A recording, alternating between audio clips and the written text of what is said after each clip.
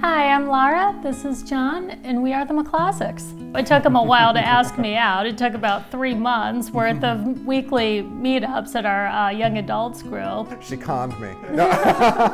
He asked me out, and then we were exclusive and got married a couple years later in 2010, actually, in downtown DC. I always wanted to be a mom. He always wanted to be a dad. And we both come from large families where babies just come. There's no such thing as trying for a baby. And it didn't happen, and it didn't happen. We didn't know what was going on. We didn't know why it was occurring.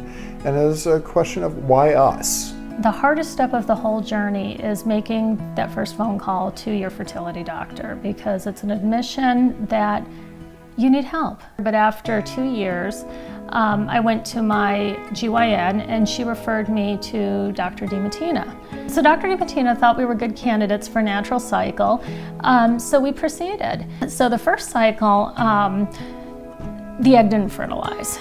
So I decided to give it one more try, and then if it didn't work, we were gonna take a break and just take a couple months off, let my arms heal. I waited all day for that phone call, and I finally got the phone call at 4 o'clock that the lab results came back, and I was pregnant. The pregnancy progressed just beautifully, and I was excited and happy, and I loved everything about being pregnant. The day before my due date, I went into labor, and it did not go well. He got stuck. She tried using a vacuum, ultimately had to do a C-section, but he was born. And I heard him crying, and it was wonderful. And I remember thinking, we got through it. A couple hours later, we got the news that he had started hemorrhaging. If it had remained a small hemorrhage, it would have been able to be treated, but ultimately it was a catastrophic hemorrhage, and he died 16 hours later.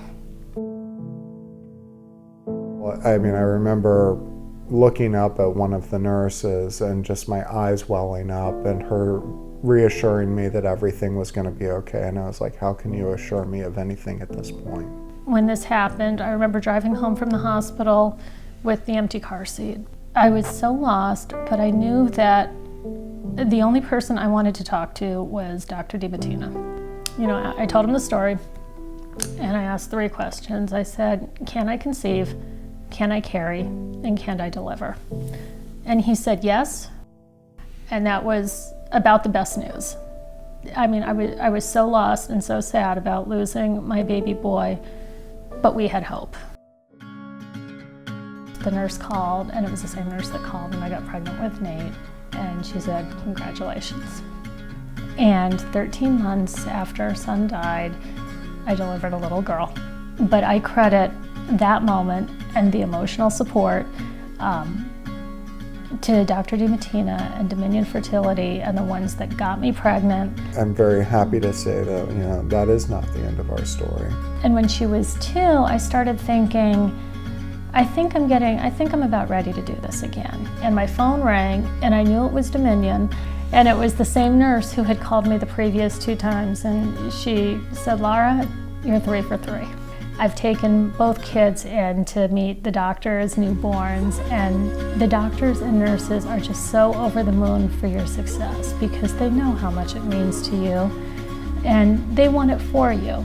It was beyond our expectations. We were really thankful for everybody involved in that. I mean, Domnion Fertility just did a wonderful job. I met Dr. DiMattina. I went in for my first consult 6.5 years ago. And there had been 3 babies in that time. And we're home now with 2 kids, and we are just so grateful to have them. And I was someone who walked into that office scared of needles, scared of doctors, scared of everything, thinking this is not the way I want to get pregnant, this is not the way I see my life unfolding. And yet, 7 years later, here we are. Thank you, Domnion Fertility.